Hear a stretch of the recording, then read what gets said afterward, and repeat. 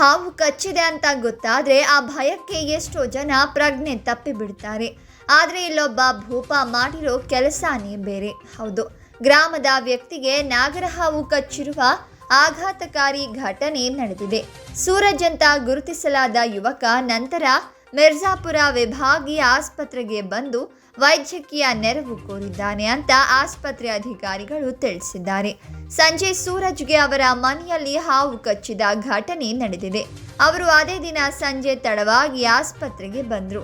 ತುರ್ತು ಚಿಕಿತ್ಸಾ ವಿಭಾಗಕ್ಕೆ ನುಗ್ಗಿ ಬಂದ ಅವರು ಸೂಟು ಬೂಟಿನೊಂದಿಗೆ ಉತ್ತಮ ಬಟ್ಟೆಯನ್ನ ಧರಿಸಿದ್ರು. ಅವರನ್ನ ನೋಡಿ ಅಲ್ಲಿನ ವೈದ್ಯ ಲೋಕ ಆಘಾತಕ್ಕೊಳಗಾಗಿದೆ. ಯಾಕಂದ್ರೆ ಸೂರಜ್ ತನಗೆ ಹಾವು ಕಚ್ಚಿದೆ ಅಂತ ಚೀರಾಡ್ತಾ ಬಹಿರಂಗ ಪಡಿಸಿದ್ದಾನೆ. ಜೊತೆಗೆ ತನಗೆ ಕಚ್ಚಿರುವ ಹಾವನ್ನ ಜೀವಂತವಾಗಿ ತಂದು ಪ್ರದರ್ಶಿಸಿದ್ದಾನೆ. ಆಸ್ಪತ್ರೆ ಮತ್ತು ಸಿಬ್ಬಂದಿಯಲ್ಲಿ ಇದು ಭೀತಿಯನ್ನ ಸೃಷ್ಟಿಸಿತ್ತು ಅಂತ ಅಲ್ಲಿನ ವೈದ್ಯಾಧಿಕಾರಿ ಹೇಳಿದ್ದಾರೆ.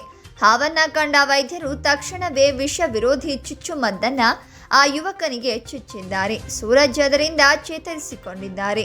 ತುರ್ತು ಚಿಕಿತ್ಸಾ ವಿಭಾಗದ ಹಾಸಿಗೆಯ ಮೇಲೆ ಹಾವನ್ನ ಪ್ರದರ್ಶಿಸಿ ಆತಂಕದ ವಾತಾವರಣ ನಿರ್ಮಿಸಿಬಿಟ್ಟಿದ್ರು.